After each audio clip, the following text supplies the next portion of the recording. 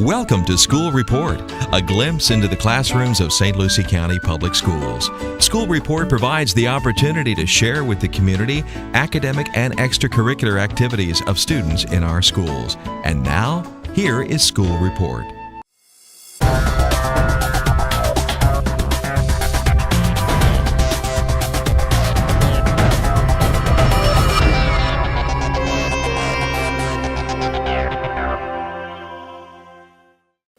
Hi, I'm Jean Zimba. I'm the principal for Mosaic Digital Academy, and we're here today for our science fair projects. I want to introduce to you our science fair coordinator, Mrs. Carrie Carr. And Carrie's going to tell you a little bit about the theme of our science fair this year, grade levels that are involved in the projects. Carrie? Thank you. So this year we did our science fair theme. It's called The Steam of Water Pollution. There's a documentary called Plastic Paradise, and it was really influential. We watched it as a group, and the fourth grade did a project together as a team, and they studied algae blooms in different water sources, especially since the Indian River Lagoon is an area of problems lately. The fifth grade got together and they did a pollution bioassay where they studied the effects of pollutants on different types of pollutants on a water plant. Sixth grade, some of them broke off and did experiments, but some of them did models. Seventh and eighth also broke off and did separate experiments, but we teamed our students up to develop collaboration skills, and for the past hour they've been practicing presenting their speeches.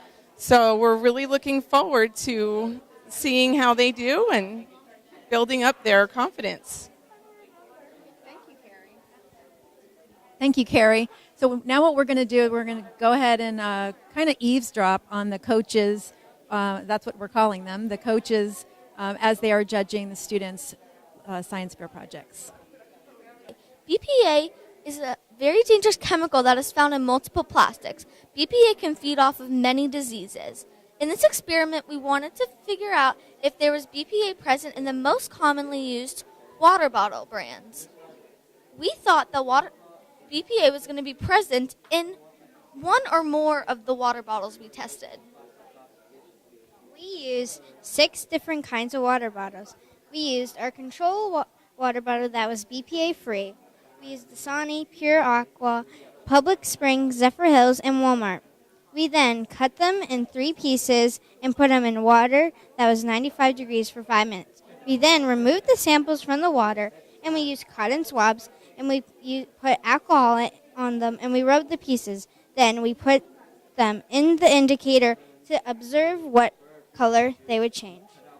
So to see if the water bottles had BPA in it, we had to see if the Q-tips changed the color. So ours changed a very light yellow, and some didn't change any at all. So we weren't really sure if the BPA wasn't present in the water bottles or if the indicator didn't work, because there should have been BPA in some of them. But next time we would make sure that we test it on something that had BPA in it to know that it worked. Do you have any questions?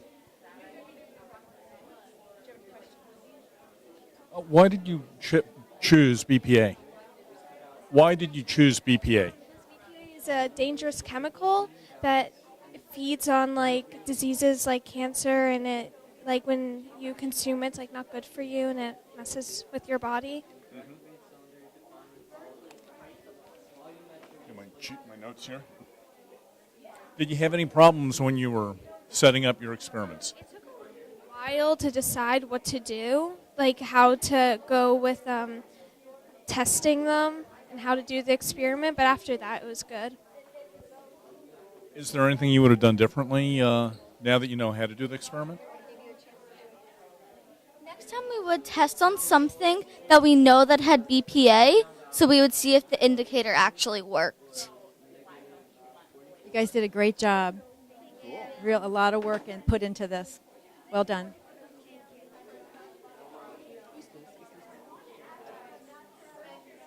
Hi, Joseph. Could you tell me a little bit about your project?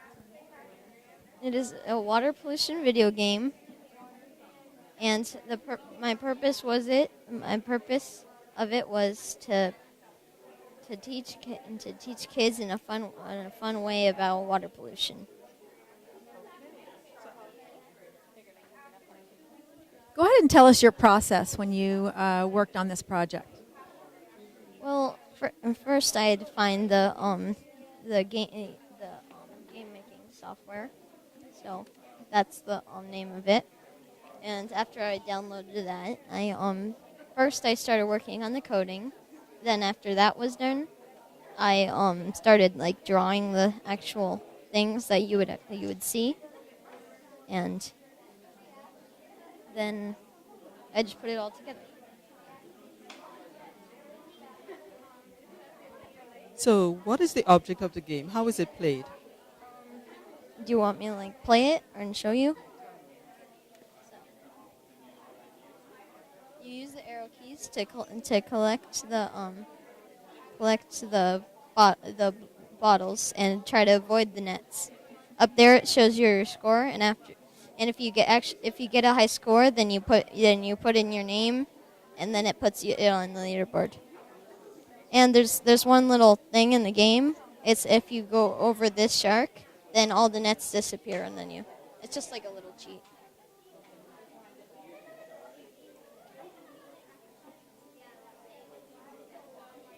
So, tell me again what students are learning as they play this game. Just to be aware about water pollution.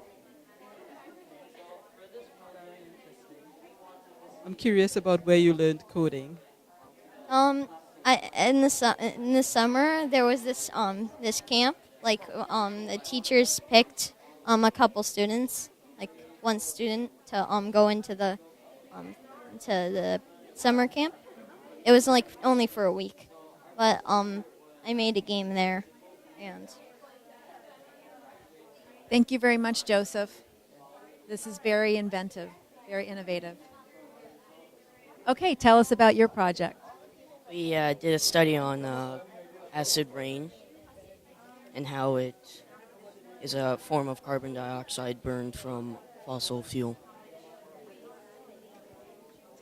Tell me about your process in this project. We gathered water from rain, pond, river, and tap, and then we add a drop of water on pH paper. We compared color with standard pH chart within 30 seconds, and then repeated the steps for 2, 3, and 4. So what did you find out from this project, from this experiment? That normal pond and river water should be in the range of pH 6 and 9. Both our pond and river water fell within the range. Me and my partner thought that there was too much oil in the ocean and people should start doing something about it. So we developed ways of cleaning up oil. First, we tried to put Dawn dish soap in water to break up the oil and get rid of it. It didn't work. All it did was break it up. Then we tried to put polyfill in the water with the oil to absorb it. It worked, and it got rid of all the oil. We both thought before we did it that the Dawn dish soap and the polyfill would work, but the Dawn dish soap did not. Our variables were the Dawn dish soap and the polyfill. My name is Bryson Lamming. Thank you. Hi, my name is Bethany. I'm doing my project on how Dawn dish soap will affect freshwater plants.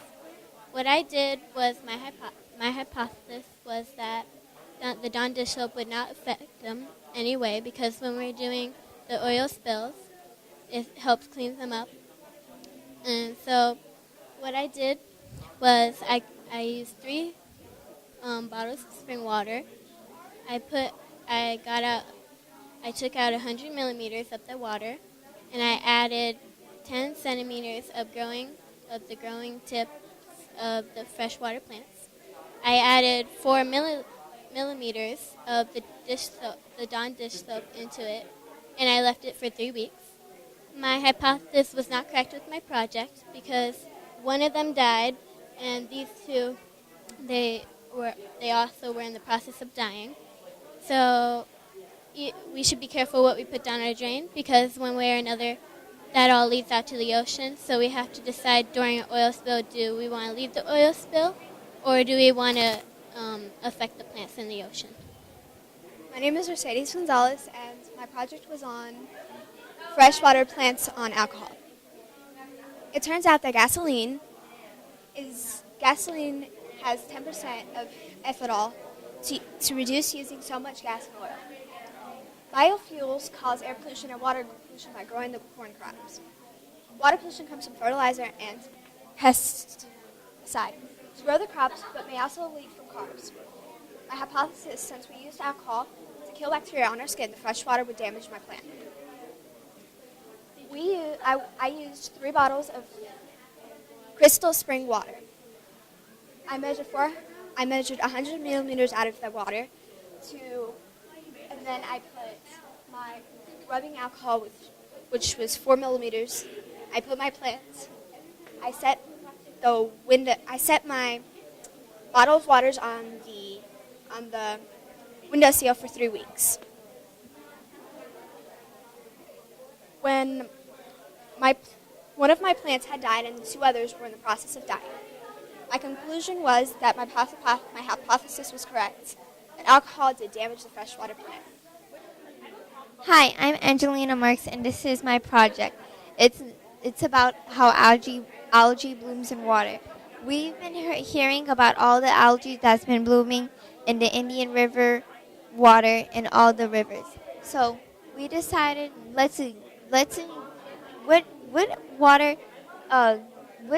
which waters create algae. So we did spring water, pool water, pond water, St. Lucie River water, Indian River water, and ocean water. And this is our results. This is spring water and pool water. With filterizer, no filterizer. With filterizer, no filterizer for pool water.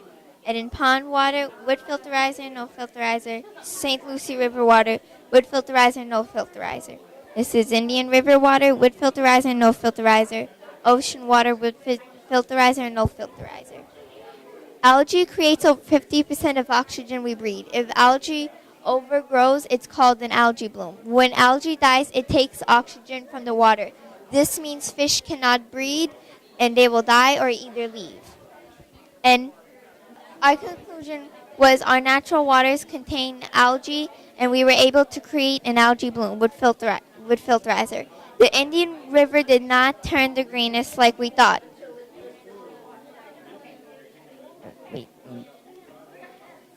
The St.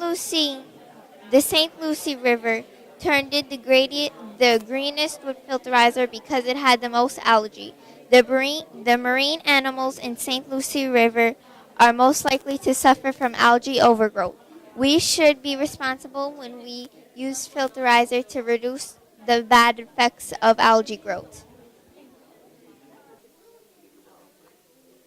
Hello, my name is Emily, and my project is about the density of water and how to make an egg float. In this experiment, I had 4 plastic cups, and I had each of them filled with water, and there were eggs in each of them. And in one cup, I had no sea salt, and in another cup, I had 1 teaspoon of sea salt, and then in the next one, I had 1 tablespoon of sea salt, and then in the last one, I had 2 tablespoons of sea salt. The cup with 2 tablespoons of sea salt had the egg that floated. My hypothesis was that all the eggs would float. And the stuff that we did, the procedure, we first measured 8 ounces of tap water for each of 4 cups. The second thing we did was pour water into the cups. The third thing we did was measure sea salt and add to water. The fourth thing we did was stir and wait for salt to dissolve into the water. The last thing we did was place 1 egg into each cup. The conclusion was that my My conclusion is that the more salt that was in the water, the more dense the water was, and the easier it was for the egg to float. This is my science experiment. It is called Exploding Fat, and we have some pictures here. And the materials I used was milk, food coloring, a plate, and dish soap. And my procedure is I poured one half cup of milk in a plate, add 50 drops of food coloring, and add one drop of dish soap. And so these are the pictures of me pouring my milk into the plate with all my materials. Here's after I put all the food coloring, and this is the reaction that it made. For 1% fat milk, it made a little reaction, and the 2% fat milk, it made a big reaction, but not as big as the whole milk. The whole milk made the biggest reaction. And the abstract is right there, and it tells about everything I just said, but a longer version of it.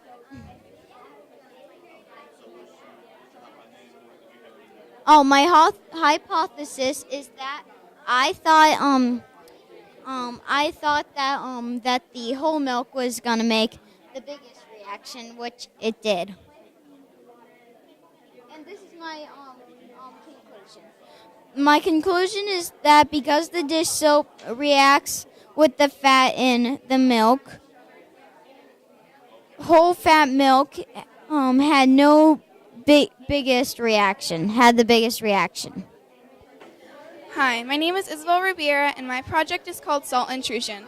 The purpose of my project was to see if I could water plants with salt water instead of fresh water. So I had used strawberry plants for this, and as you can see, I had thought that the freshwater plants would survive better than the saltwater plants, and they did. This is the growth of my saltwater plants, and this is the growth of my freshwater plants. One reason why my saltwater plants died was because of osmosis. Osmosis is when you water a plant with salt water, and the salt stays in the soil, but the plant tries to suck up the fresh water, but also the salt tries to suck up the fresh water. So it's basically playing tug of war with the fresh water. So the fresh water can never get into the plant. Even though the plants need to complete necessary chemical processes, too much salt can be toxic to some plants. And my conclusion is that freshwater plants survived better than the saltwater plants. Also, the saltwater plants shriveled up and died while the freshwater plants stayed healthy and the same height. This tells us that we cannot use saltwater plants. We still need to use fresh water to water our plants. Tell us about your project. Thank you. My name is Allie Wenger, and our project is about a very large and dangerous volcano called Kikum-Jenny. And she has a smaller brother over here named Kikum-Jack, and if she were to give him power to erupt with her, they would be sending mega tsunamis and teletsunamis over to Florida and maybe getting some of the other parts of the United States. So she right now is a major threat. Are you going to demonstrate this for us? Yes. Sure.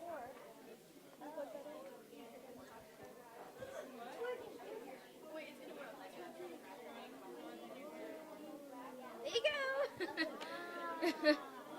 Tell us what's happening. Well, what would happen is if she were to get close enough to the surface, she will erupt and send not bubbles, but larger waves and create a wave train, therefore flooding Florida. What did you learn from this project? We learned from this project about how sometimes underwater volcanoes can be very dangerous. Hi, Travis. Can you tell us about your project? For my project, I researched the problem of the environment because of everybody, and the problem was the objects in the water were having a hard time degrading. So I decided to see how much an object would degrade over 2 weeks' time in 3 liters of water. And so to figure that out, I measured them in grams before and after they went in the water. And I used 4 items: a Coca-Cola can, a banana peel, a newspaper, and a plastic bag. And all of the items except the newspaper weighed 1 gram before going in the water. The newspaper weighed 20 grams. And after coming out of the water, the Coca-Cola can and the plastic bag both weighed half a gram. The banana weighed a third of a gram, and the newspaper weighed 15 grams.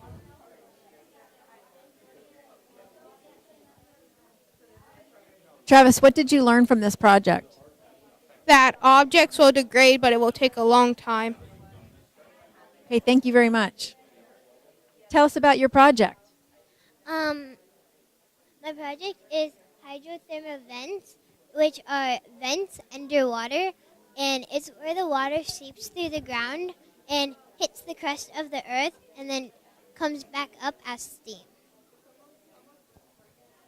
Well, that's basically it for what they are, but researchers, they want to know more about them, and they thought that hydrothermal vents were actually hurting they were actually dissolving organic carbon. They were actually producing it. That's what they thought. That's what their hypothesis was. But then when they went down, and they actually found out that it was actually helping the earth and the water. It was lowering the acidity of the ocean water, so it was really helping instead of hurting. What did you learn from this project? I learned that, specifically of what I learned, is that hydrothermal vents are a great place to see ocean animals not living off the energy of the sun, but the energy of the earth, which I thought was really cool. Thank you. Okay, so our project is on the Gulf of Mexico oil spill, and it starts off, on April 20th, 2010, 4.9 million barrels of oil spilled into the Gulf of Mexico. So the researchers found a problem that the oil wasn't floating, but it was sinking. So they tried to make a procedure, and they collected oil-free water, and then they put oil in it, and then they saw what was happening. And after one day, it started making slime, and after 1 week, it started making blobs. After 2 weeks, the blobs started continuously growing, which made this over here. And this was before in the process, and this is now. And this was the oil blobs. And now Maimuna will tell you about our diorama. Well, our model is a paint tray, spray painted black, with a little sand over here, and we put some little soda cans to make the beach dirty, and we put some plastic and some animals spray painted black to the oil washed up to the shore, and the animals got covered. And here it shows that the bird is eating plastic, and that over here there's animals sinking to the bottom because they're eating the oil blobs.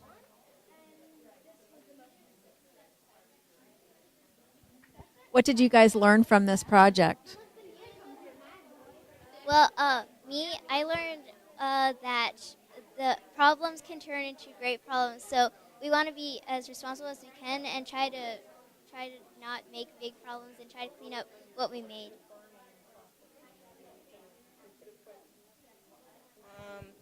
I think what we learned from this project is that all of us should help clean up this mess that happened, and we should work together to clean up the problems.